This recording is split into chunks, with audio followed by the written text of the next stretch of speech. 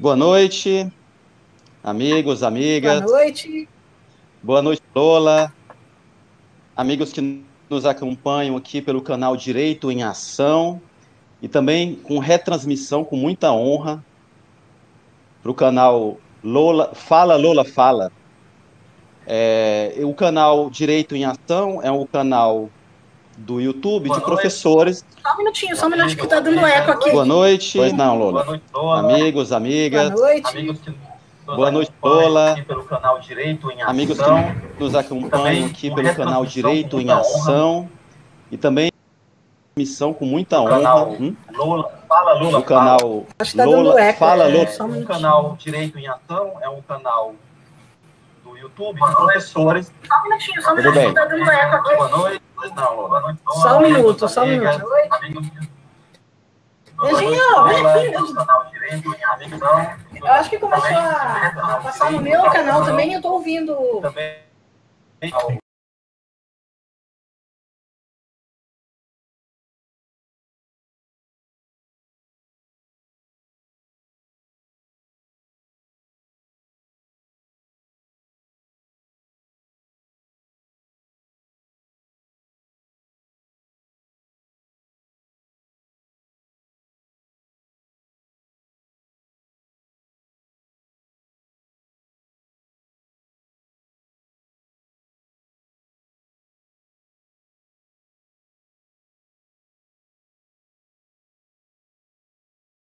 Continuo um pouquinho depois. Acho que é isso.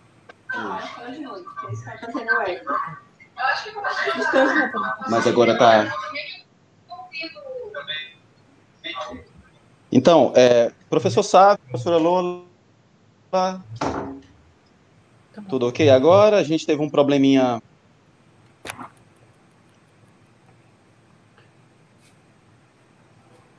Eu pergunto para o professor Sávio se está ok, né? Está ok. Então, mais uma vez, boa noite. Quero cumprimentar aqui quem está nos acompanhando pelo canal Direito em Ação, que é o canal dos professores e das professoras do curso de Direito da Uninasal Parangaba.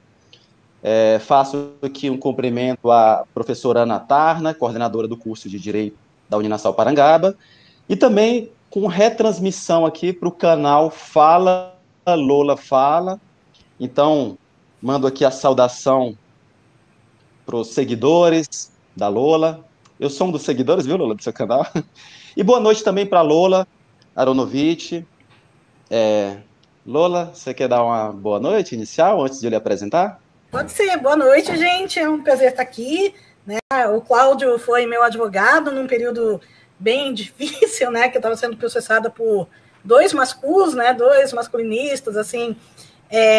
E o Cláudio aceitou me representar e foi importante, foi um alívio. Porque foi logo depois que duas advogadas que eu tinha, que eram ótimas também, elas largaram o caso porque elas foram muito atacadas, muito ameaçadas por esses mesmos caras que estavam me processando, né? Então, e atacaram elas pesadamente mesmo, né? E aí o Cláudio aceitou pegar o caso, né? E ficou comigo alguns meses. Então foi muito importante para mim. Agradeço muito, Lola, Cláudio. muito obrigado, viu, Lola? Eu que agradeço também. E aí, né, acabamos nos tornando próximos também. Mas eu quero, antes, dar aqui um recado para os meus alunos, tá?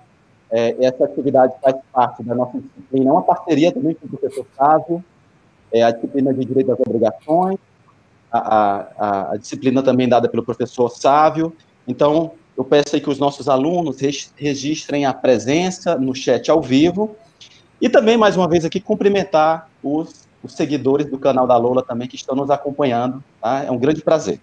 Então, falar aqui um pouquinho da Lola, para quem não conhece, né? Professora e militante feminista, defensora do direito das mulheres, Lola Aronovitch.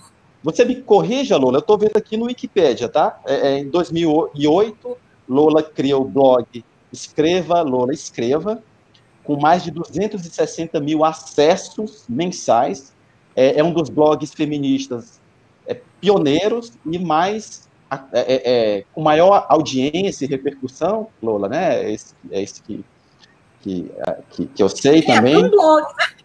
Que hoje os blogs não têm mais a mesma repercussão, né, que tinham em 2013. 2013 foi o ápice do meu blog, faz tempo, né? Faz 7 anos. Então, ele continua, Lola, mas não é a mesma coisa. Quantos seguidores, Lola, no Twitter? No Twitter? Não sei, uns 135 mil, eu acho. 135 mil, né? E no canal no YouTube, eu vi no seu canal no YouTube também, Lola fala 11 mil, mais de 11 mil. Por aí, tá meio abandonado, já faz 2 meses e meio, desde que eu entrei em quarentena, que eu tô fazendo lives, né? E não faço nada pro meu canal, é uma tragédia. Mas todo dia eu falo, eu vou gravar um vídeo pro meu canal. Então é bom que a gente tá transmitindo essa live, né? Porque aí o pessoal se lembra que eu existo também. Ótimo. E Lola, em razão da sua... Lola é natural da Argentina, mas é radicada no estado de Santa Catarina e é professora da Universidade Federal do Ceará, do Departamento de Língua Estrangeira. Eu morei em Santa Catarina, né? Morei em Joinville durante 15 anos, morei no Rio, morei em São Paulo, morei em vários lugares, e agora faz 10 anos que eu tô aqui em Fortaleza. Ótimo. Eu sou naturalizada brasileira desde 97, eu acho, por aí, 96. Mas eu tô aqui no Brasil, vim pro Brasil com a minha família em 71. Faz muito tempo. Maravilha. E em razão da atuação da Lola, né, tanto com o seu ativismo na internet, como também como palestrante, como convidada de eventos, tratando essa repercussão do trabalho dela, ela passou a ser ameaçada, inclusive ameaças de morte, né, bem tensas, né, ameaças reais, tanto pelos meios virtuais, mas também de forma direta. Eu fui testemunha disso, como Lola falou, tive a oportunidade de ser advogado dela durante um período curto, mas muito intenso, né, um período. E também quando fui coordenador do programa de proteção aos defensores e defensoras de direitos humanos, né, foi quando eu conheci Lola. Quando foi isso? Foi em 2016? Final de 2016, não foi? 16, foi. Final de, não me engano, foi no final de 16 para 17. Uhum, acho que foi quando isso. Quando nós fizemos o atendimento, aí fizemos aquele acompanhamento da Polícia Federal, né? Espero contar um pouco dessa história aqui também. Certo. Né? Mas eu sempre gosto de destacar isso. As ameaças, mesmo que ocorram por meio da internet, elas são reais, né? Elas não é algo o virtual descolado da realidade real, né? Mas para poder mostrar a seriedade e a gravidade das situações que você passou e muitas pessoas também próximas a você. E em razão dessa sua luta, dessa sua referência, foi promulgada, nós vamos falar um pouco também sobre isso mais à frente, foi promulgada uma lei que estabelece como competência da Polícia Federal a investigação de crimes de misoginia, né, de ódio e de aversão às mulheres. E essa lei ficou conhecida, ela é conhecida como Lei Lola, né, razão de toda a situação que Lola Aronovitch passou. Então, Lola, eu queria começar aqui com uma pergunta para você, tá? Que é justamente um assunto de interesse para os nossos alunos, estudantes de direito, mas também de nós divulgarmos essa lei que é tão importante, né? Então, Lola, em abril de 2018 foi promulgada a lei, o número da lei é 13.642, de 2018, que acrescenta como atribuição da Polícia Federal a investigação de crimes praticados por meio da internet, esses crimes que são de difusão de conteúdo misógino. E a própria lei define como aqueles crimes que propagam o ódio e a aversão às mulheres. Essa lei é conhecida, como eu falei aqui, como Lei Lola, em homenagem, Lola. E gostaria, Lola, que você falasse um pouco da sua atuação até chegar nessa lei, né? E falar também da importância dessa lei, né, para a investigação dos crimes, muitos dos quais você é vítima, né, mas falar um pouco dessa sua trajetória até chegar à lei Lola Aronovitch. É uma longa história, então espero não falar demais. Qualquer coisa você me interrompe, faz perguntas, porque senão eu vou embora. Tá bom. Então, eu comecei o blog, né? Eu sempre fui feminista desde que eu sou criancinha, desde que eu tinha 8 anos de idade, eu me considero feminista. Mas eu comecei o meu blog em 2008, em janeiro de 2008, então faz 12 anos e meio já, muito tempo. Na época eu estava morando em Detroit, né, em Michigan, nos Estados Unidos, fazendo o doutorado de sanduíche e pela UFSC, né? E aí eu passei um ano em Detroit, foi bem legal. E aí eu comecei o blog, né? Aqui eu considero um blog pessoal, mais do que um blog feminista. Para mim é um blog pessoal, até porque tem o meu nome no título, tudo, né? Então é justamente para que eu possa falar sobre qualquer assunto que eu quiser. Mas como eu sempre fui feminista, esse viés feminista aparecia, eu acho que em todos os meus textos, né? Em tudo que eu escrevia, dava para ver claramente que eu era feminista, defensora de direitos humanos, de esquerda, né? Fica bem claro, acho que o meu posicionamento sempre foi bem claro, eu sempre fui de esquerda, então nunca mudei, desde que eu me conheço por gente, eu tenho essa ideologia de esquerda, feminista, direitos humanos e tal. E aí eu não acho que meu blog seja pioneiro de jeito nenhum, sabe? Já existiam outros blogs feministas bem antes, acho que desde 2000, 2005, né? Então, mas como meu blog tem muito tempo, e eu acho também que existem outros blogs feministas que tenham tanto tempo quanto o meu, sinceramente, mas ele foi atraindo algumas pessoas. Eu já era colaboradora, fazia alguns anos para um jornal catarinense, né, a Notícia. Eu era colaboradora de crônicas de cinema e de outros assuntos também.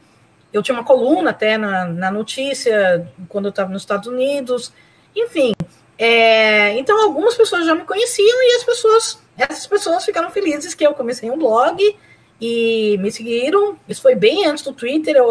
Eu sempre digo que eu fui a última pessoa a entrar no Twitter, né?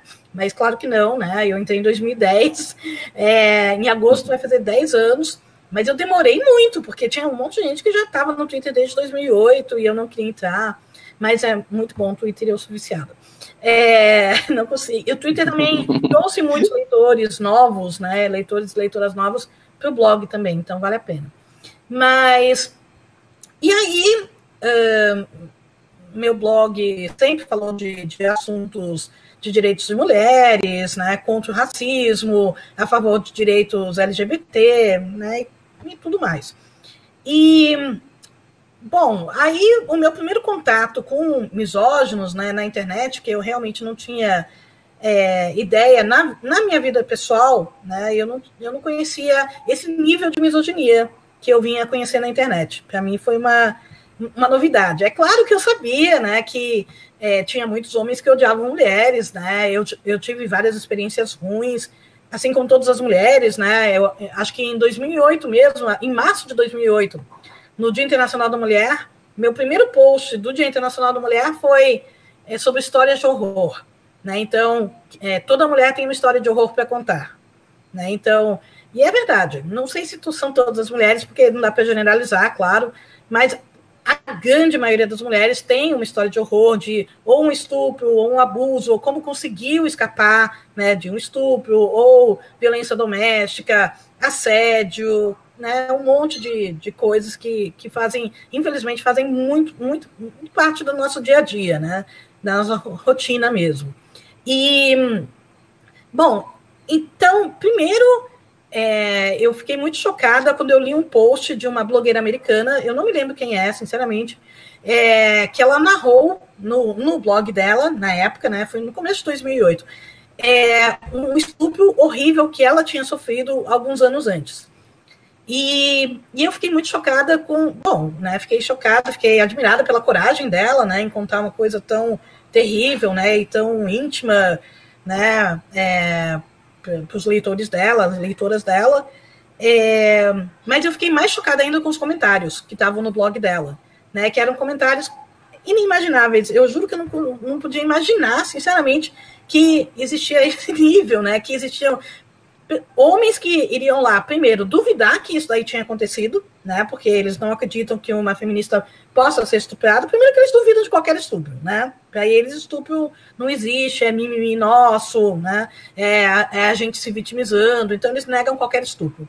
Mas ainda mais uma feminista, né? Então eles primeiro duvidaram do estupro, falaram que isso não podia ter acontecido, porque ela é feia, então ela não merece ser estuprada, né? Aquele não merece ser estuprada, tá sempre muito junto de você merece ser estuprada, né? Geralmente é dito pelo mesmo cara, né?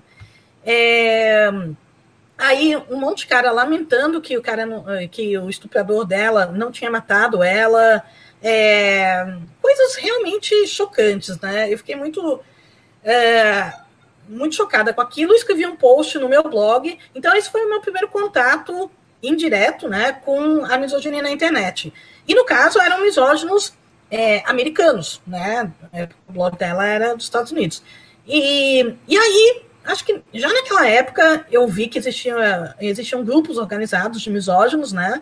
Que na época eles ainda se chamam MRAs, né? Que é Men's Rights Activists, né? Então, ativistas pelos direitos dos homens. E é claro que é uma coisa patética, né? Mas eles realmente acreditam que a gente vive no matriarcado, que as mulheres têm todo o poder, que os homens são escravos das mulheres, né? Coisas desse tipo. Então, eles realmente acham que, hoje em dia, a verdadeira vítima da sociedade é o homem branco e hétero, né? É ele que é perseguido. Então,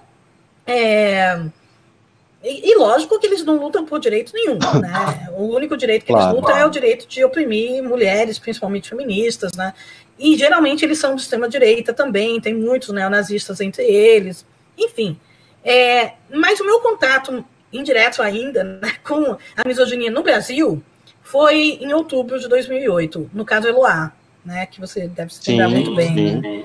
Então, acho que qualquer advogado, né, se lembra muito bem. Jornalista, acho que se lembra muito bem também, talvez policial, né, porque foi uma coisa muito, muito grave, né, o que aconteceu, porque, afinal, foi em outubro de 2008, a Eloá, que era uma menina de 15 anos, ficou 3 ou 4 dias, né, em cárcere privado, quer dizer, sendo ameaçada pelo ex-namorado dela, né, na casa dela, o cara tinha invadido a casa dela.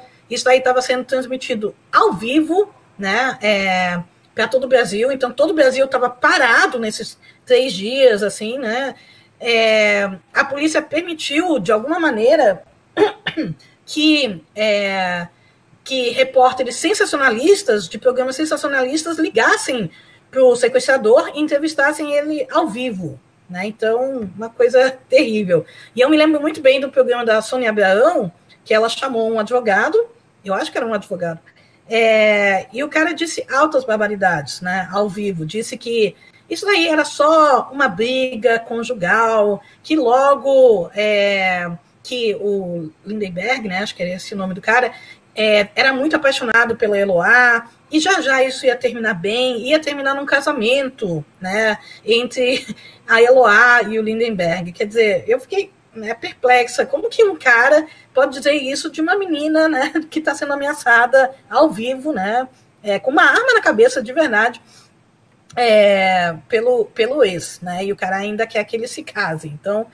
e aí eu fiquei muito horrorizada com esse caso, né, porque afinal teve muito ineditismo nesse caso, né, eu acho que foi a primeira vez que a polícia permitiu que uma refém voltasse ao cativeiro, né? Pelo menos a gente não tem muito conhecimento desse caso, de outros casos desse tipo, né? Eles permitiram que a Nayara, que era amiga da Eloá, que já tinha sido libertada, né? Tinham negociado a libertação dela, que ela voltasse, né? E no fim ela foi alvejada, né? Ela recebeu tiros também, infelizmente ela sobreviveu, tiros no rosto, né? Então quase morreu. Teve que reconstruir toda a face, enfim.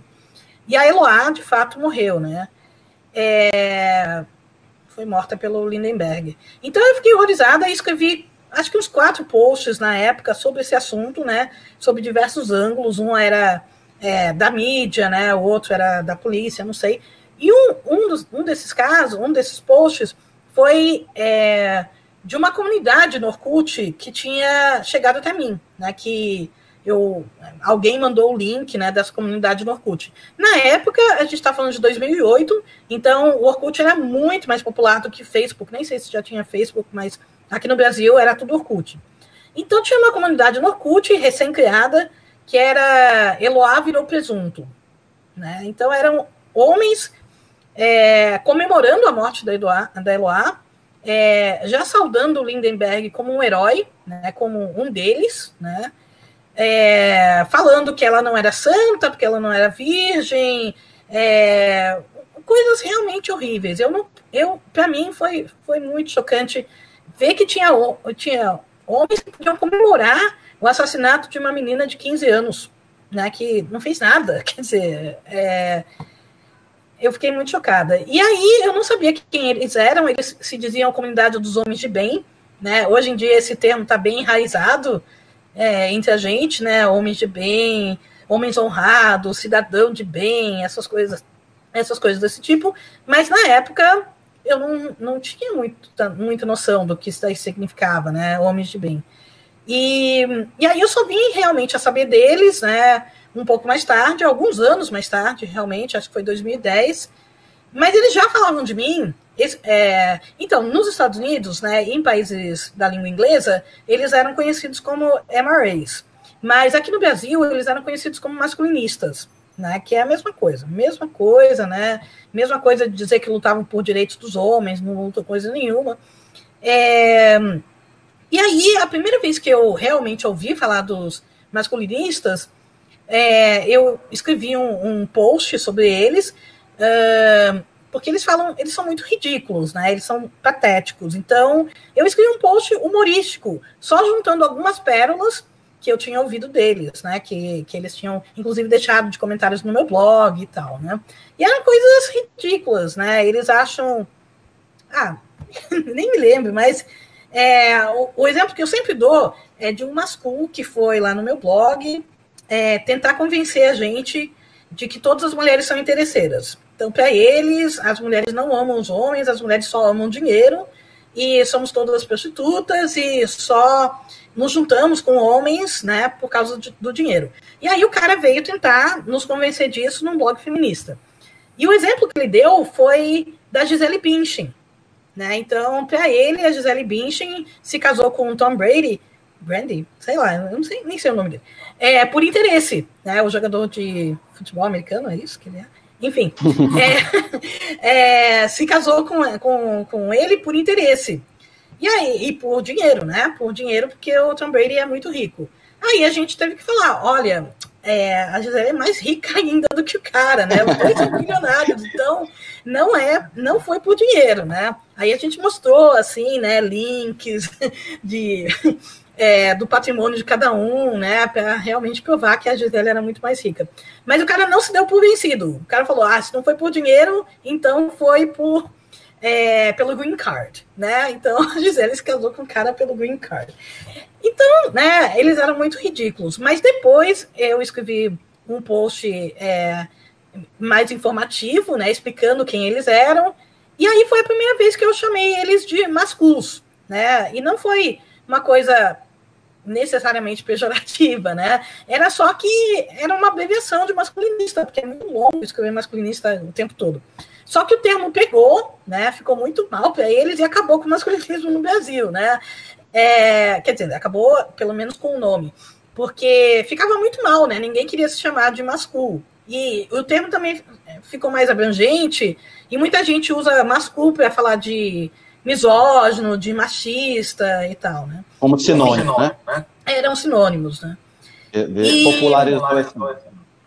Então, e aí o meu bom humor não durou tanto tempo, né? Porque isso foi do começo de 2011, e já em abril de 2011 teve o massacre do Realengo, né? Que foi também uma coisa muito inédita para a gente, que você deve lembrar, né? Mas talvez tenha alunos bem jovens que não se lembrem, que isso aí foi em abril de 2011, que teve um ex-aluno de uma escola em Realengo, que é na periferia do Rio de Janeiro, uma escola estadual, que tinha sofrido bullying, né, alguns anos atrás, tal, e ele invadiu aquela escola, né, e matou 10 meninas e 2 meninos. Então, para a gente foi uma coisa terrível, né? Quer dizer, foi terrível para qualquer um, mas para a gente foi uma coisa muito nova, porque nos Estados Unidos tem massacre em escola, em universidade, literalmente toda semana. Todo dia, né? Toda semana eles têm um massacre, porque, né, pela liberação das armas, pela cultura armamentista que eles têm, pela masculinidade tóxica, né? Porque quase todos esses casos são cometidos por homens brancos e héteros, né? Enfim, então, mas pra gente, eu não me lembro de outro caso antes do massacre do Realengo, né? E a mídia realmente não soube cuidar disso, não soube lidar com essa coisa inédita pra gente, né? Tanto que a mídia não tratou como um crime de ódio, né? A mídia tratou como uma tragédia, um atentado, um incidente, sei lá, né? E as explicações que a mídia deu para que tivesse muito mais meninas mortas do que meninos foram absurdas também. Era tipo, as meninas correm menos do que os meninos, sabe? Ou as meninas sentam na frente da sala de aula, então o Wellington, né, já entrou atirando, e aí ele matou.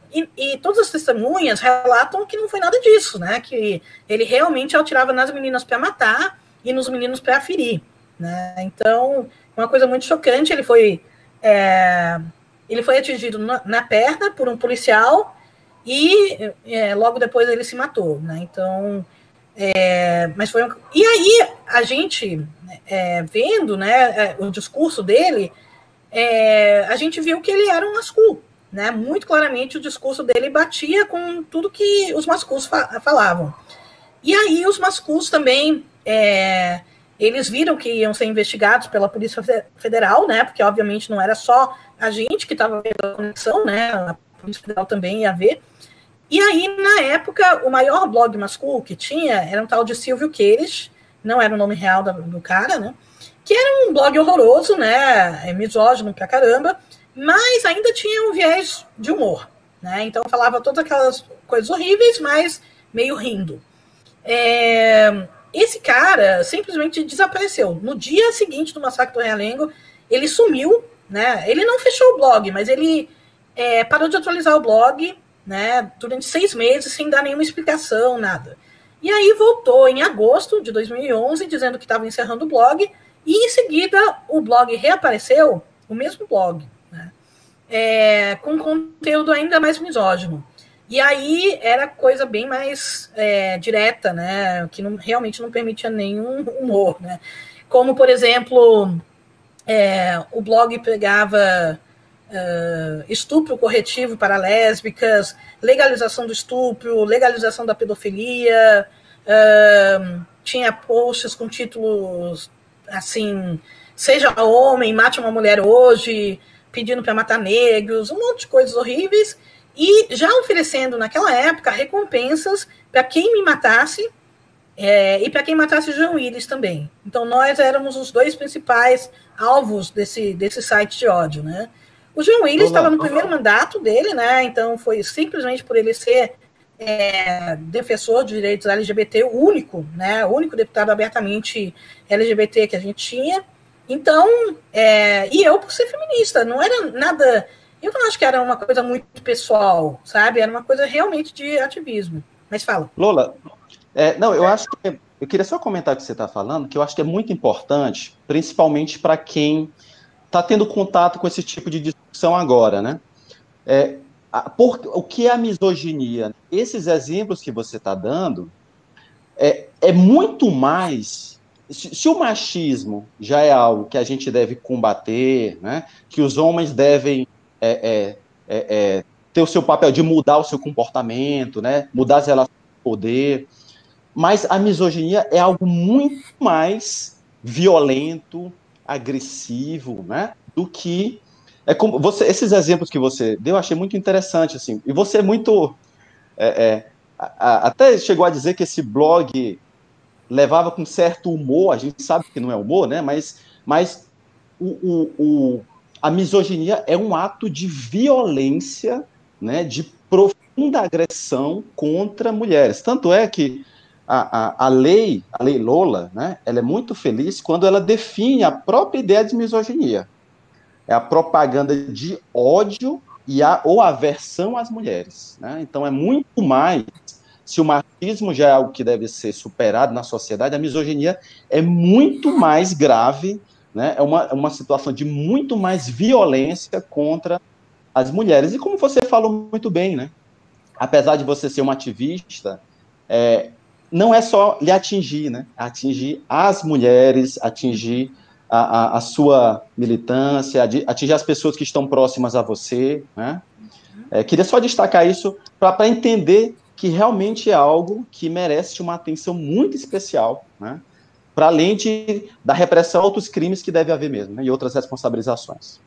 Pois é importante falar isso, porque muita gente acha, e algumas pessoas até falam isso, né?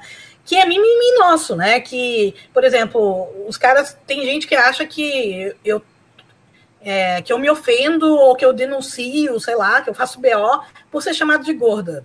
Quer dizer, né? Eu sou gorda, não tô nem aí de ser chamada de gorda, né? Ou por ser chamada de baranga, moqueia, sei lá, né? Não tô nem aí também, se bem que é ruim. É ruim porque meninas muito mais jovens estão ouvindo, elas estão vendo como uma mulher está sendo tratada, né? Elas viram como que a Dilma foi tratada na presidência, né? Por ser mulher também.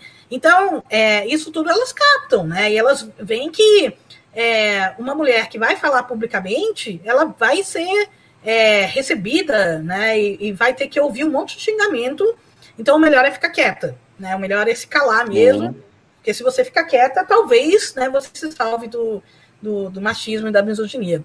Mas realmente é importante, eles inclusive no site de ódio deles, eles prometiam também um massacre na UNB, né, no prédio de Ciências Humanas, Ciências Sociais, acho, da UNB.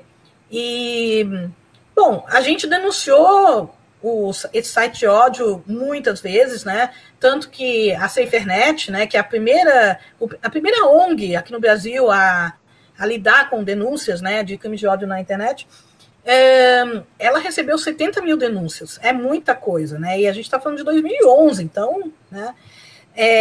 Mas o site de ódio estava hospedado em outros países, a gente conseguia até derrubar num país, aí ia para outro, a gente não conseguia tirar do ar, muito difícil. E, assim, claro que a gente não sabe para a Polícia Federal também, mas ninguém falava com a gente, ninguém respondia, né? Ninguém falava, não, tudo bem, a gente está investigando, nada, silêncio total.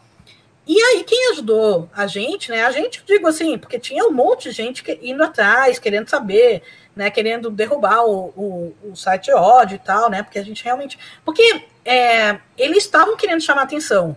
Então, eles estavam tentando comprar briga com qualquer um.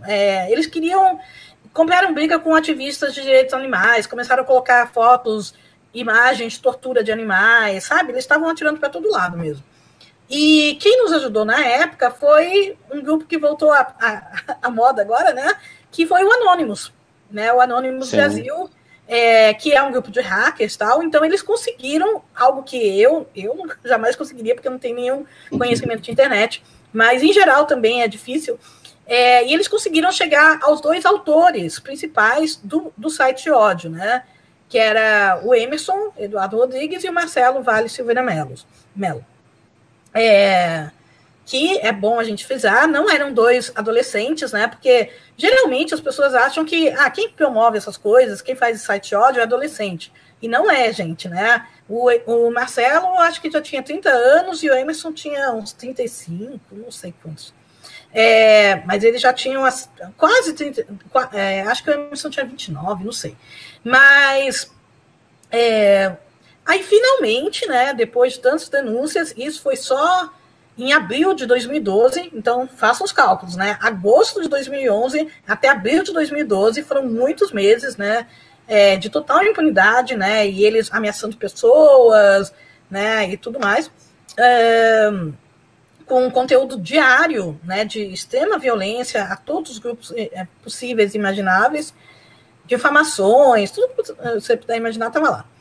Aí, finalmente, teve a Operação Intolerância da Polícia Federal, que prendeu, né, o Marcelo e o Emerson em Curitiba. Né? O Marcelo, ele era de Brasília, por isso essa obsessão pela UNB também, né, porque ele estudou muito brevemente na UNB, em 2005, eu acho, um semestre só de letra japonês, e aí ele saiu, foi expulso. Eu nunca tinha ouvido falar de nenhum dos dois, para falar a verdade, né? Antes do site de ódio. O Marcelo, ele já era conhecido nos chans. Chans, para quem não sabe, são fóruns anônimos, né? Image boards, que o pessoal chama também. Que geralmente não é fácil acessar, né? Nos buscadores, que chama na Deep Web, né? Muitos estão na Deep Web. Eles que escapam, né? Dos buscadores como Google, né? Acaba sendo, mas mesmo que estão na superfície, algo mais... Mesmo que os chans que estão na superfície, eles também não entram nos buscadores, em geral. Eu não sei exatamente como funciona. Eu acho que quem faz o chan tem a opção de colocar ou não no buscador. Não sei, né? Não sei. Mas, enfim. Então, o Marcelo já era conhecido entre os channers, né? Porque, afinal, ele tinha sido o primeiro brasileiro condenado por racismo na internet. Né? E ele... já em 2009, eu acho, né? E na época ele alegou insanidade mental e não foi preso, né? Então, por uma discussão, né? Que ele começou sobre cotas e xingou um monte de gente na UNB, né? Na comunidade da UNB. Então, e aí nasceu esse ódio que ele tinha da UNB, né? E o Emerson era um pouquinho mais conhecido porque ele já era um masculino de longa data, né? Neonazista também, e ele fazia questão de assinar muitos dos comentários dele com o próprio nome, e com a foto e tal. Ele estava tão certo da impunidade que ele assinava com o próprio nome. Às vezes ele assinava também como, só para ter uma ideia, né, do nível, Capataz da Senzala. Né? Esse era o nick dele, né? Ele não é racista, imagina. E aí ele tinha também feito um vídeo na Índia, um vídeo horrível de 10 minutos, com a cara dele, né? Ele falando, sem esconder nada. Falando que o estado natural do homem negro era a sujeira e a criminalidade, o estado natural da mulher era a prostituição e o estado natural do homem branco era o trabalho e a ética, sabe? Uma coisa... Isso aí é só, assim, imagina 10 minutos disso, né? Horrível. E... Então, um vídeo extremamente racista, né? Com o nome dele. Então, essa era uma das provas que a gente precisava, né? Porque o resto a polícia podia investigar, mas esse vídeo estava lá para todo mundo ver, né? Enfim, aí eles foram presos, isso foi em maio de 2012, abril de 2012. Eles ficaram na prisão durante 1 ano e 3 meses. Durante esse tempo, eles foram julgados e condenados a 6 anos e meio de prisão, por vários crimes, né, inclusive pedofilia, né, apologia ao ódio, apologia ao crime, né, terrorismo, acho que já tinha entrado terrorismo também pelas ameaças à UNB, enfim. Só que, infelizmente, eles saíram em maio de 2013. Às vezes eu perco as datas, assim, são muitas datas. Então, eles saíram em maio de 2013. E quando eles saíram da prisão, a primeira coisa que eles fizeram, uma das primeiras, foi mandar um e-mail para mim, né, dizendo que iam me processar, porque eles me consideravam culpada da prisão deles. E assim, eles de fato me processaram, né? Por calúnia, difamação e tal, o que era ridículo, porque afinal, tudo que eu acusei eles foram julgados e condenados pela justiça, né? Então não teve nada, absolutamente zero, que eu inventei, né? Tudo foi provado e comprovado. Tanto que, bom, eles abandonaram os processos, né? Nunca teve nenhuma audiência, né? Mas... Lola, deixa eu comentar um pouco rápido. Claro. Porque isso eu lembro também, né, desses processos, né?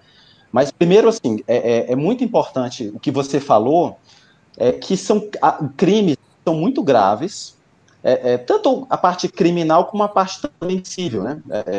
Que pode ser já, né, uma indenização por um dano moral, né?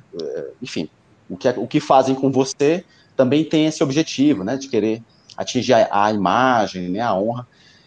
Mas são muitas outras situações de crimes também graves, né, que esses sujeitos praticam, né?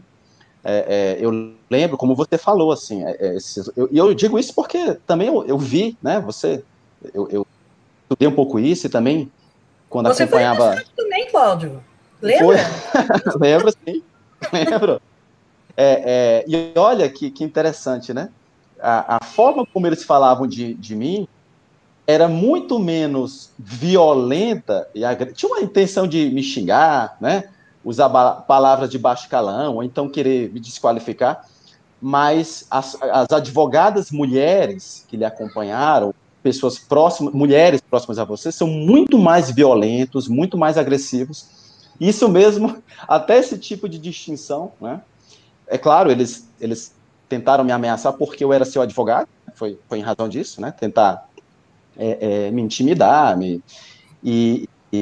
mas o que eu queria chamar a atenção, porque nós tratávamos com isso também, junto ao Ministério Público aqui, junto à polícia, que esses sujeitos também cometem outros crimes muito graves, como você falou,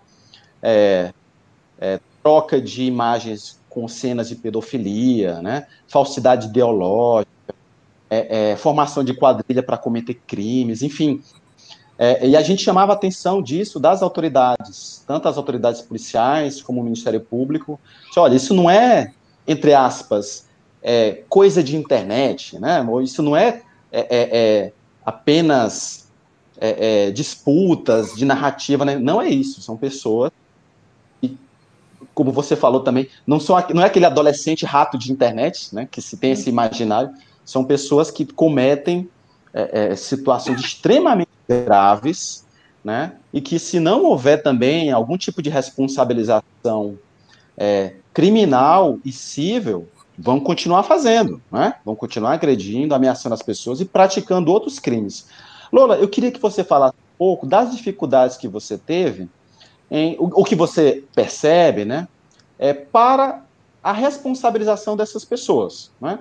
O nosso tema principal é a responsabilidade civil, mas também tem relação com a responsabilidade criminal, porque muitas vezes a polícia não consegue investigar, ou porque não acha que é relevante investigar naquele momento, ou porque desconhece, porque não sabe como funciona esse ambiente virtual, né? E se não investiga, como você mesmo falou, tem dificuldade de chegar nos autores desses blogs, né, dessas páginas. Como é que você percebe as dificuldades do Estado, né, por meio da polícia, do Ministério Público e do próprio Judiciário, de responsabilizar esse sujeito? Realmente é muito difícil. Porque, assim que eles saíram da prisão, né, em maio de 2013, eles voltaram a fazer exatamente o que eles faziam antes, né? E uma das coisas, o Marcelo, principalmente, ele voltou a reciclar aquele conteúdo de ódio do Silvio Queires, né, em vários outros sites. Ele fez guia de estupro, né, como estuprar vadias na UNB, como estuprar vadias na UFC, como estuprar vadias de direito na USP, na UFSC, por aí vai, né? Então, cada vez que ele fazia um site desses, um site de ódio desses, tinha milhares de denúncias também, né? E saía na mídia também. E aí eu não sei, sinceramente, se começava uma nova investigação na polícia, né? Porque para a mídia, muitas vezes, a mídia não conseguia juntar os pontinhos, sabe? Quer dizer, a mídia tratava o caso individualmente. Olha, tem um site de ódio falando sobre guia de estupro, como estuprar vadias na USP. E aí não conectava com um outro site de ódio que tinha sido lançado 2 ou 3 meses antes em outro estado, né? Então, e aí eu fico realmente na dúvida também se a polícia agia em conjunto, porque a gente sabe que um dos problemas da polícia é a falta de comunicação entre eles, né? Então, a gente até que ponto a polícia militar fala com a polícia civil, fala com a polícia federal, sabe? Que tipo de diálogo tem entre essas polícias, né? Eu, sinceramente, não sei se tem algum. Tem vezes até a Polícia Federal que um estado não sabe o que o outro estado está fazendo, né? Então não fica uma investigação conjunta, fica uma investigação assim, né? Porque imagina, em 2016, no final de 2016, eles começaram a ameaçar um monte de mulheres individualmente, né? Geralmente leitoras minhas, né? Então eles buscavam, assim, no Twitter, eu me comunicava com alguém, né, no Twitter, e aí eles iam atrás dessa pessoa, faziam um doxing, né? Doxing descobrir os dados, né? A maior parte dos dados, documentos pessoais, endereço residencial, telefone residencial daquela pessoa, né? Que vai ser o alvo e dos seus familiares também, né? Então, fizeram isso com esses dados, né? Isso, Fizeram isso, como eles tiveram mais dificuldade para te atacar, por você ser homem, eles atacaram sua mulher, né?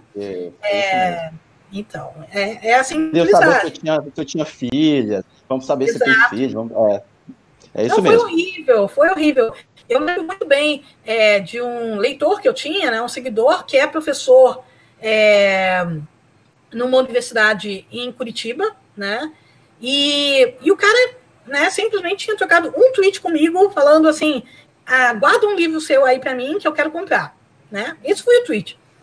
E aí os caras foram atrás dele, né? Por ser professor de direito não, de internet, né? De informática, de TI. Então foram atrás dele e tal.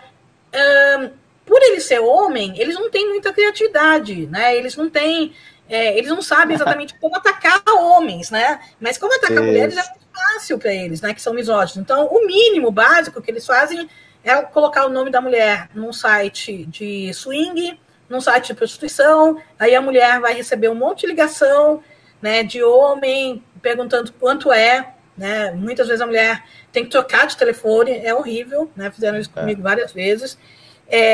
Felizmente eu não tenho celular, então eu não recebia tantas ligações, porque eu acho que para telefone fixo o pessoal não liga tanto, não.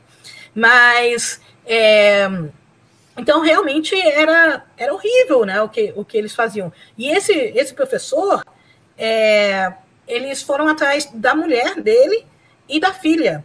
Eles descobriram que ele tinha uma filha de 13 anos e começaram a atacar a filha de 13 anos. Então fizeram doxing com a menina de 13 anos. Então imagina o terror que é você receber um e-mail, você pai, né, receber um e-mail dizendo que sabe que a sua filha estuda na escola tal, sabe o horário que ela sai, e a gente vai buscar ela, sequestrar, torturar, estuprar, e depois matar. E a Lola vai ter que escrever sobre isso no blog dela, sabe? Então, esse tipo de mentalidade horrível, né? Horrível.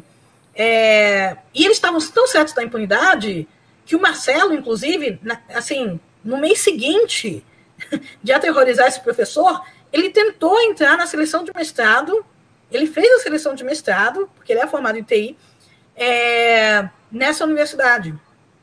Imagina, em que o cara é professor, né? É uma coisa incrível. Felizmente ele não foi, não passou. Não, mas aí, respondendo a sua pergunta, que eu não respondi nada. As dificuldades são muitas, né? Primeiro, para a gente processar com uma ação civil, né? Assim, por danos morais e tal, é difícil. Eles, assim, quem nos ataca, primeiro que muitas vezes são anônimos, né? Então é difícil encontrar o nome do cara, né? O endereço, vai ser complicado. Mas muitas vezes também eles já estão totalmente fora da lei, né? Eles não têm nada no nome deles. Então você não vai conseguir nada, você vai ganhar, né? Mas eles não vão pagar indenização nenhuma, né? Então isso já vai ser bem difícil. Então, mas é muito difícil também saber onde denunciar, né? Então, eu fiz entre janeiro de 2012 e abril de 2017, eu fiz 11 BOs, né? 11 boletins de ocorrência. Lembro muito bem desse mês. Você recebeu todos.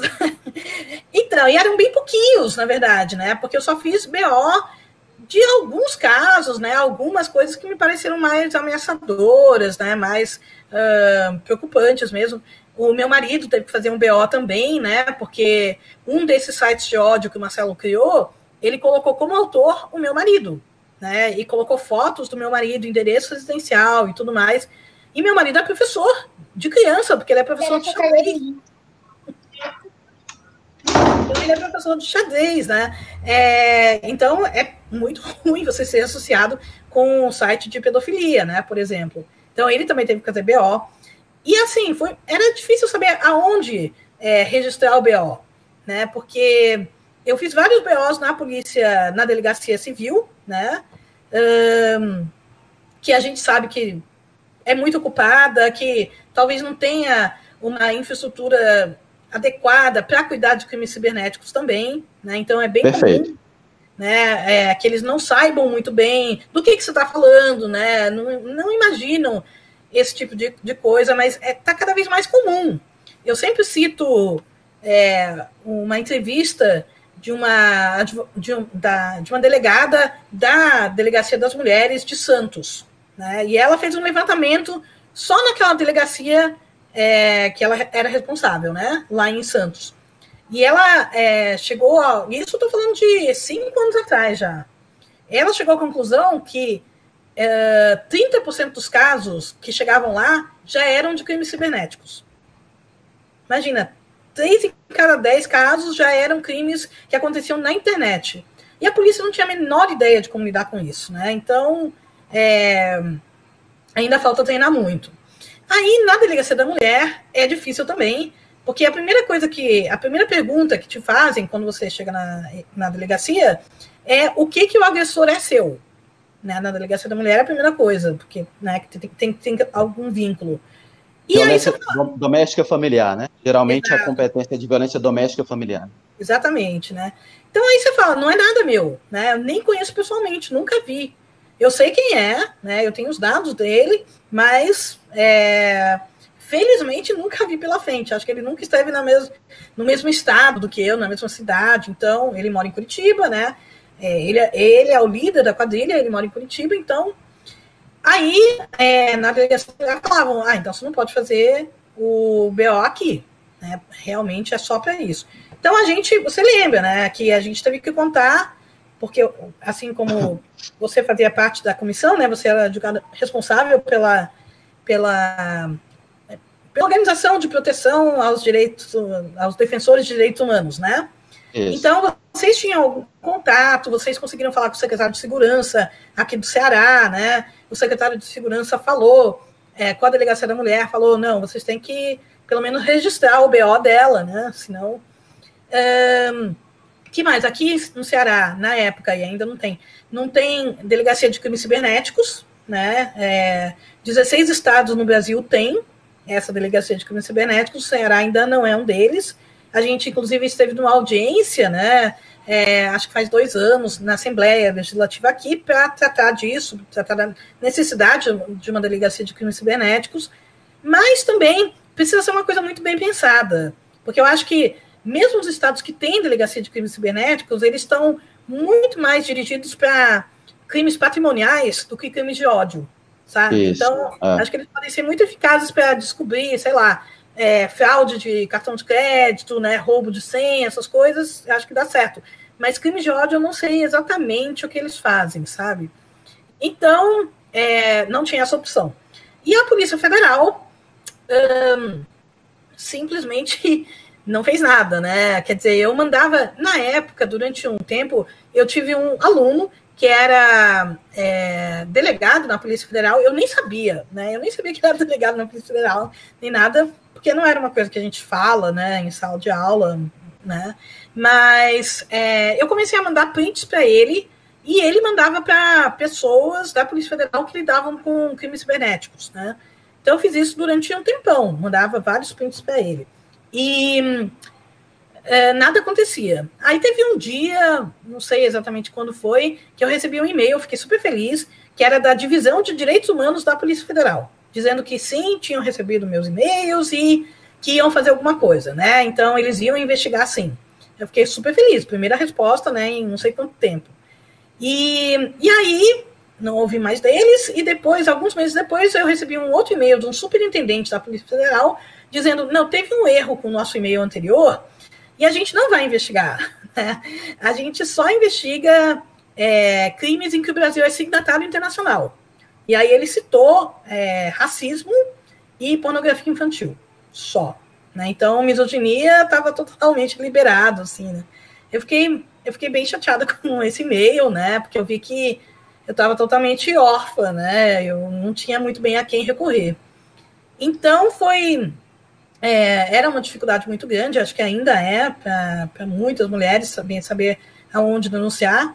E uma coisa que Bom, teve vários pontos que foram turning points, né, que foram reviravoltas, né, nesses casos todos.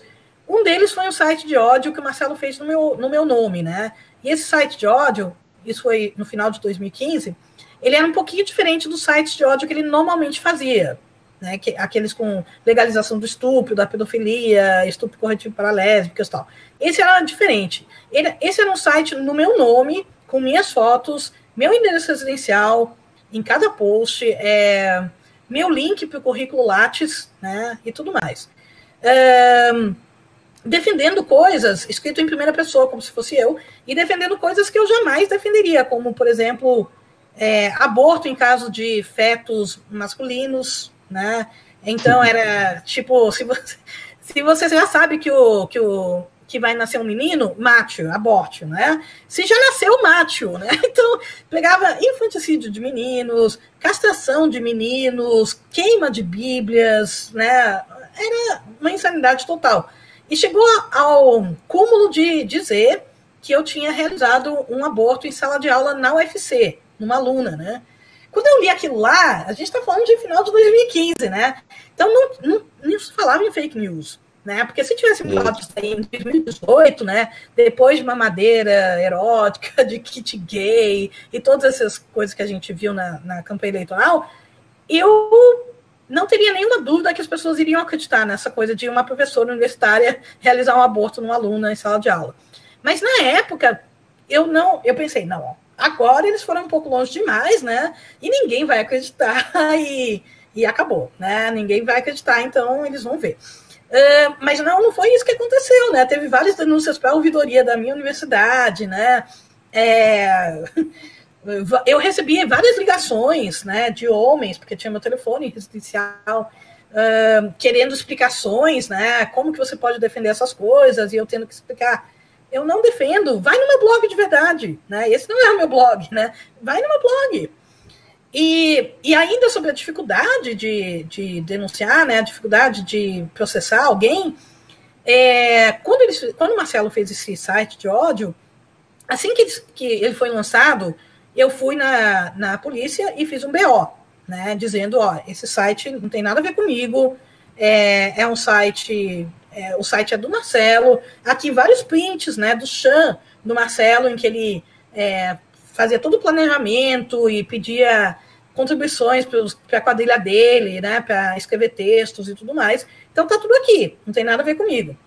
Mas o site de ódio demorou um pouquinho para viralizar. Não teve o alcance imediato, né, que tem os sites, esses outros sites de estupro, pedofilia e tudo mais, né? Então, e esse site, para viralizar, acho que levou um mês para viralizar, e contou com a ajuda de duas pessoas ilustres, né, entre a nossa extrema-direita, que foi o Olavo, né, o Olavo de Carvalho, e o Roger, do Traje a Rigor. Então, eles foram pivôs, né? Eles foram fundamentais em viralizar esse site de ódio. Eles sabiam que não tinha nada a ver comigo, né? Mas eles decidiram espalhar de qualquer jeito. Eu tenho até hoje um print do Twitter do Roger, que assim que ele divulgou o site de ódio, olha o que essa feminista fala no seu blog. Era uma coisa assim, né? E colocava o meu nome, colocava o endereço do site e tal, né? Assim que ele escreveu esse tweet, alguns seguidores dele já sabiam e foram lá falar, olha, o site não é dela, é de alguém se passando por ela. E aí ele respondeu, ele falou, e daí? Né? Ele falou, o conteúdo tá lá, né? Se é ela ou não, eu não ligo. Já fizeram site de ódio, site falso para mim também, então estou divulgando. Quer dizer, o cara, né, sabia exatamente o que estava fazendo, né? E por que eu não processei o Roger? O Olavo é muito difícil processar, né? Porque, afinal, ele mora nos Estados Unidos justamente para não ser processado, né? Felizmente, daí está mudando, né? O Caetano processou, vai ganhar, espero, muito dinheiro, né? Com isso, né? Pelo Olavo ter na cara de pau xingado, difamado e tudo mais, né? Então, o Olavo realmente muito difícil processar uma pessoa que mora em outro país. Mas o Roger dava para processar. Tanto que eu falei com uma advogada minha, né, um tempo depois, e ainda estava dentro da validade, né? Acho que não tinha se passado. quanto tempo? 6 anos, né? 2 anos para processar. Não tinha se passado o tempo, né? Ainda dava tempo. Só que aí ela falou assim, tá, mas a gente precisa reunir algumas coisas, né? Para você pedir indenização por danos morais, por exemplo, você precisa provar que você sofreu alguma coisa, né? Que você teve depressão, você teve crise de pânico, você teve alguma... O que causou de dano na sua vida, né? Eles terem espalhado esse site. E aí, realmente, não causou nenhum dano, né? Quer dizer, eu não sei, eu não sou afetada por essas coisas, né? Então, é claro que eu não estou falando que o meu modo de agir é o correto, é o único, eu entendo perfeitamente que as pessoas tenham medo, que as pessoas tenham crise de choro, tenham depressão, né? É totalmente normal passar por isso, mas não foi a minha experiência, né? Então, eu não... O que eu ia poder falar? No dia que o site viralizou, foi o único dia que eu chorei até agora, né, nesses 12 anos de internet. Eu realmente fiquei muito, muito mal. Naquele dia que viralizou. Mas porque... não porque pelo que eles estavam falando, né, mas porque... eu tinha um site, eu tenho um site, né, eu tenho um blog. E eu dedico um monte de tempo para o meu blog, né, e é um blog, acho que relativamente bem escrito, né, feito com atenção, diário, tudo, né, então, e aí qualquer um pode fazer um site de ódio horrível, né, com super mal escrito e tal, e lançar, e de repente esse site de ódio vai ter uma repercussão muito maior do que o seu site, né, então, naquele dia eu chorei por causa disso, né, por causa dessa constatação, mas é óbvio, né, tem várias pesquisas mostrando que coisas ruins na internet viralizam com muito mais rapidez e facilidade do que coisas boas, né? Então, mas só uma coisinha também, que esse site de ódio trouxe muita atenção também, eu dei várias entrevistas, né? As pessoas queriam saber como assim, né? Por que uma professora universitária está sendo atacada, né? Dessa maneira, tal. E aí foi isso que foi esse site de ódio e a dificuldade de saber o que fazer, né, onde denunciar, que chamou a atenção da deputada federal Luiziane Lins, né, que já tinha sido prefeita aqui no Ceará e tudo mais, né, em Fortaleza. Eu nunca tinha falado com ela, mas ela decidiu, justamente por ver essa dificuldade, né, em onde denunciar, por isso que ela decidiu fazer um projeto de lei que atribui à Polícia Federal a obrigação, né? Né? Atribuição para a Polícia Federal para investigar. Isso. Investigar crimes de ódio contra mulheres na internet. Né? E aí, essa lei, como você já falou, né, foi uma lei que foi aprovada em tempo recorde, né, porque acho que foi menos de 2 anos, o que é muito rápido, né, na Câmara. A deputada estava em primeiro mandato ainda, né, então foi uma das primeiras... Olha só, por exemplo, outro projeto de lei dela, que está tendo uma enorme dificuldade de ser aprovado, né, e está fora de votação e tal, era o projeto de lei Dandara, para tornar também crimes hediondos, né, crimes contra travestis e transexuais, né, baseado nesse caso terrível que a gente teve, né, da Dandara, que foi morta e filmada. Em Fortaleza, né? Aqui em Esse Fortaleza. caso ocorreu aqui em Fortaleza, né? Para quem está assistindo aí de fora. Não foi aprovado ainda, né?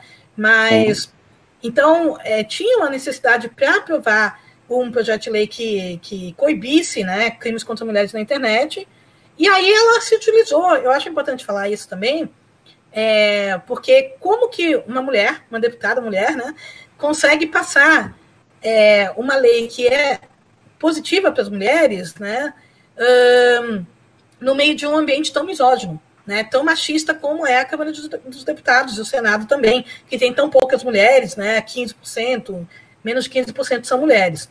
Então, elas se valem de algumas artimanhas, né.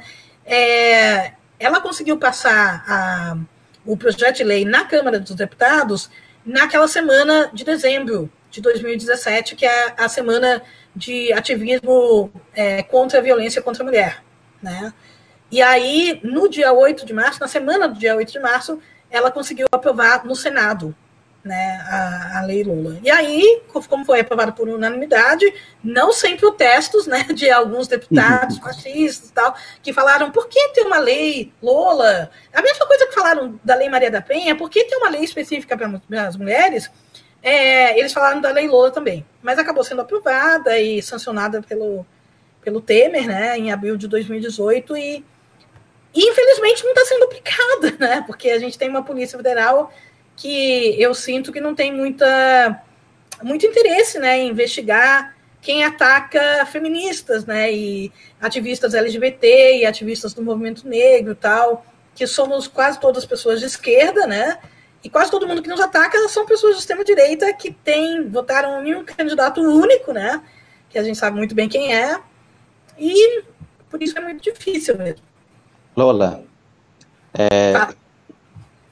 assim, só comentar aqui, primeiro, assim, agradecer muito, né, a sua...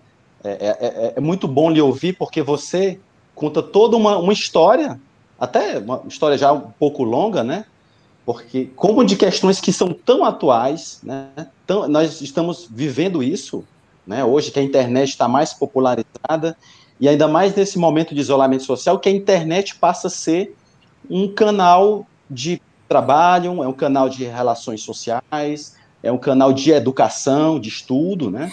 Então, ganha mais importância ainda nesse momento que nós estamos vivendo desse isolamento social, né? E você viveu isso desde, não do início na internet, mas você tem uma longa história, né? Tem uma história.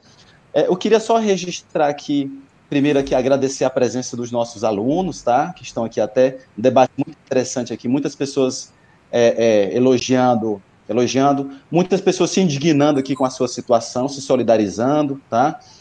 Tivemos aqui também, queria cumprimentar aqui, que teve a presença da Isabel Souza, nossa colega advogada, tivemos aqui um comentário também da Camila Garcia, o nosso aluno aqui, o Ronald, chegou a comentar da importância da interação entre os bancos de dados das polícias, né? Enfim, estou muito, muito feliz aqui com a participação dos nossos alunos, né? E poder ter essa oportunidade, muitos aqui falando que é um tema muito atual, um tema relevante. É uma geração, eu tenho muitos alunos jovens, né? Alunos de 18, 20 anos, que já nasceram nesse momento da internet popularizada, né? Por isso é importante esse histórico que você faz, Lola. Já para a gente encerrando, Lola, deixa eu só contar, final feliz, né? Um final feliz, pelo menos, porque eu não contei. E eu vou fazer um comentário aqui também de mudanças recentes na legislação que vem justamente combater isso que você está colocando, né? Mas diga aí o final feliz. O final feliz foi que, em maio de 2018, teve uma outra operação da Polícia Federal, né, que foi a Operação Bravata, e finalmente prendeu, né, o Marcelo, que estava 5 anos ininterruptos, desde que ele saiu da prisão, em maio de 2013 até maio de 2018, cometendo todo tipo de crimes, e finalmente ele foi preso, né, e condenado por uma série de crimes, tanto que ele foi condenado a 41 anos de prisão, né. Ele está numa prisão de segurança máxima agora, federal, em Campo Grande, e espero que ele fique lá por muito tempo. É claro que falta ainda prender o resto da quadrilha, né? As ameaças continuam também, né? Quer dizer, é muita gente que ameaça, então falta também, sinceramente, a gente tentar ver a conexão entre as ameaças que a gente recebe, né? E também o gabinete do ódio, né, que tá lá, né, que a gente sabe muito bem que existe. Então, se tem alguma ligação, se esses channers, né, essas pessoas, essa quadrilha que nos ataca, que ataca feministas, mulheres em geral, tal, gays, negros, tal, se eles fazem isso daí só por amor à causa, ou se eles são pagos também, né, mas, infelizmente, quem tem que investigar isso não é a gente, né, é a polícia, isso, e a perfeito. gente é uma polícia cada vez mais aparelhada. Isso mesmo. Só comentar uma questão, Lola, que me chamou a atenção no seu caso. A gente, quero dizer aqui para os nossos amigos que estão assistindo, daqui a pouco nós vamos encerrar, mas quando nós nos reunimos com o grupo de apoio ao crime organizado, de combate ao crime organizado público aqui do Ceará, eu lembro, foi uma reunião importante, nós tínhamos vários promotores, você estava lá, eu estava ali acompanhando, que não tinha nenhum caso sendo investigado aqui no Ceará. Eu lembro dos promotores muito experientes, muito qualificados. O único caso era o caso da jornalista Maria Júlia, da Maju, que apresentava, que era apresentadora da parte do Tempo, né?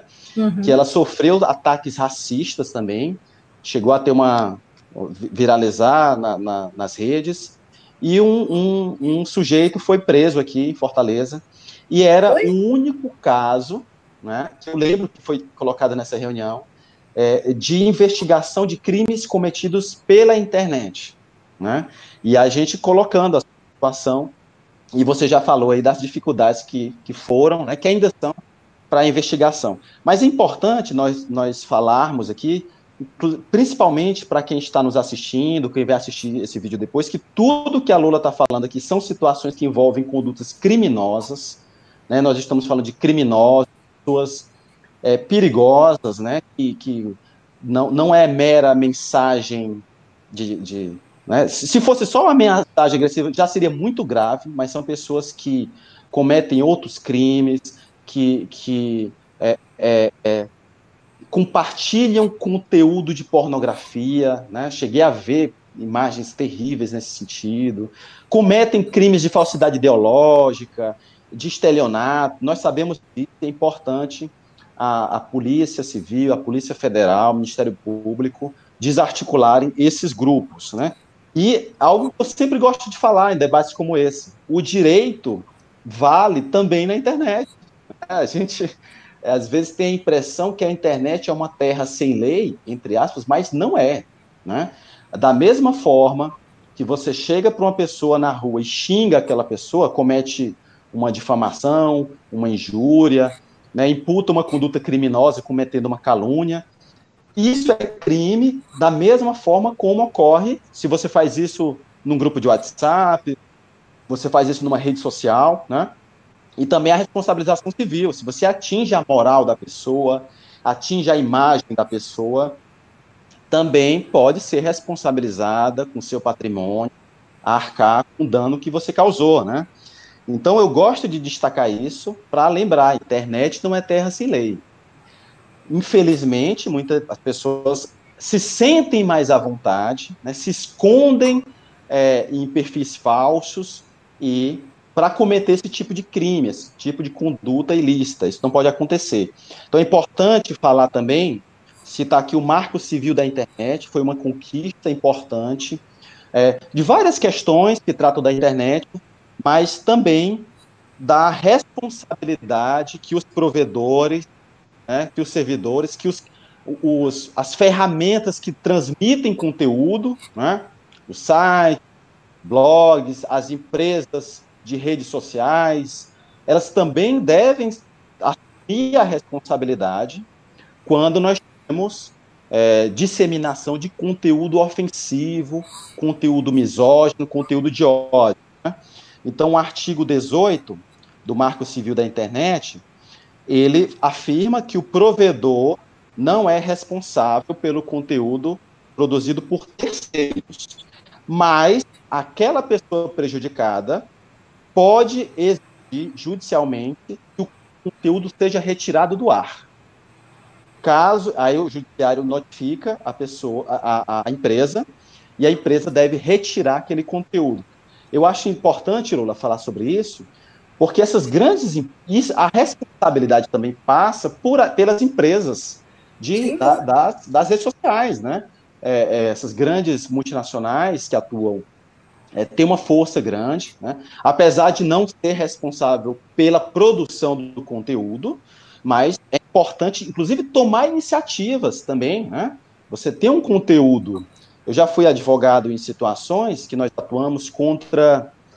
até o professor Jeová Meirelles, né, que passou por uma situação também de agressões virtuais, e a empresa Google foi determinado que ela retirasse do ar alguns blogs, ela atendeu rapidamente, né, mas isso deve acontecer também.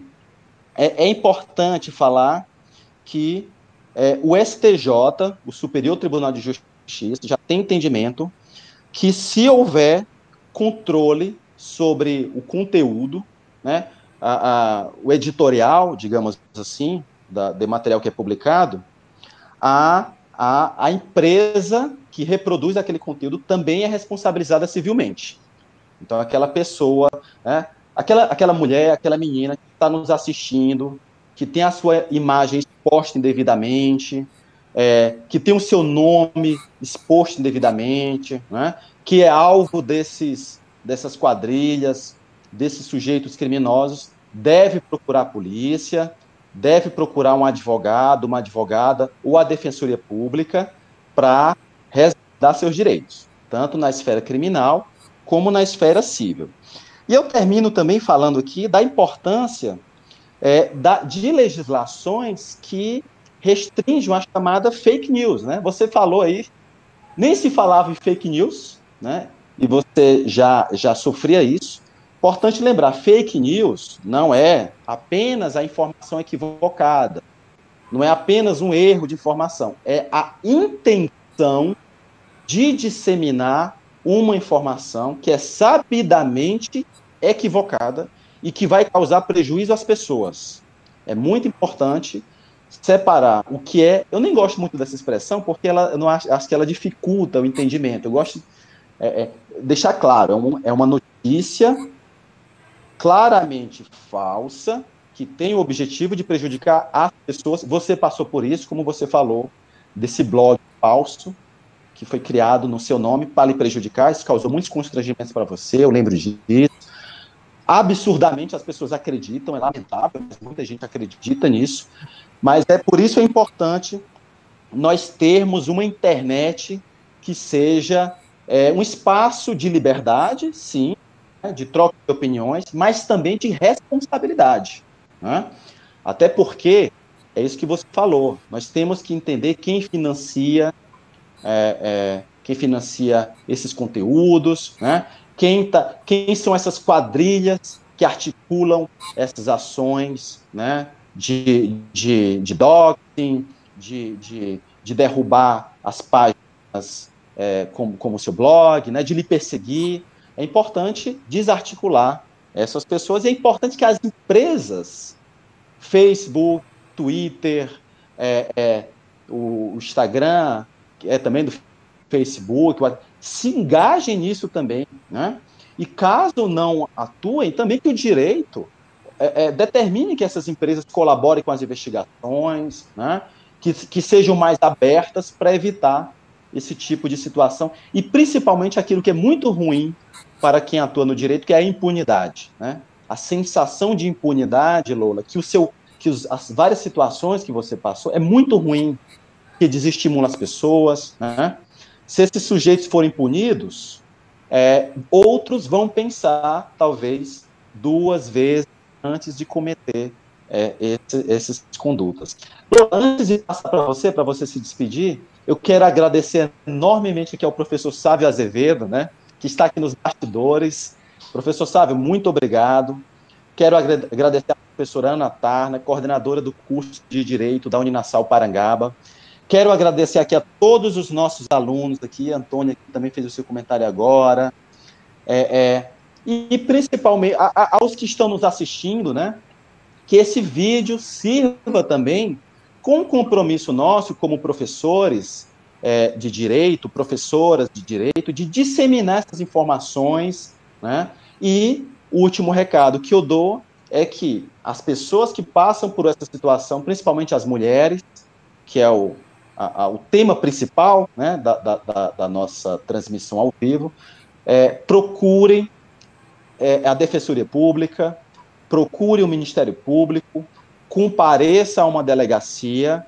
A gente sabe que é difícil, a Lola falou todas as dificuldades que isso acontece, mas também terminamos com uma história, né, como você falou, um final feliz, né, de pelo menos 2 sujeitos que fizeram muita coisa terrível, né, mas que também foram responsabilizados, não talvez como se esperava, com a celeridade que se esperava, né, mas que sirva de exemplo para outras situações também.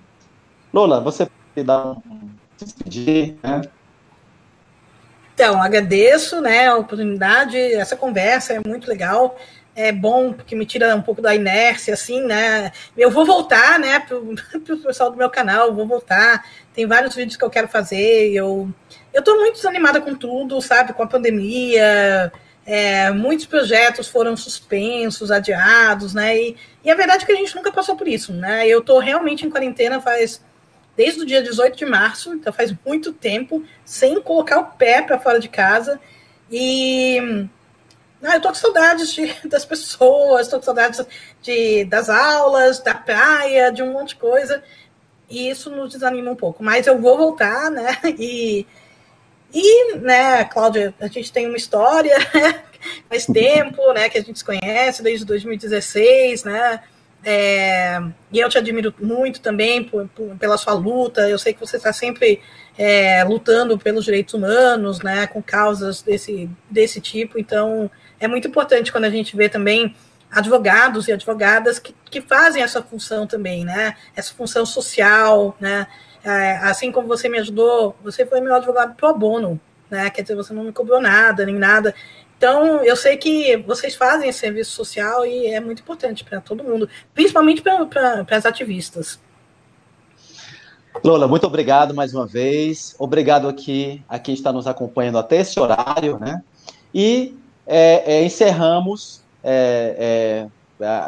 essa nossa transmissão ao vivo, essa nossa live, que é uma iniciativa do canal Direito em Ação, que é o canal dos professores e das professoras do colegiado do curso de Direito da Uninasal Parangaba. Um grande abraço e até a próxima. Muito obrigado, Lola. Um abraço. Gente. Quem puder, fique em casa. Quem não puder, redobre seus cuidados para nós superarmos esse momento dessa pandemia. Grande abraço e até a próxima.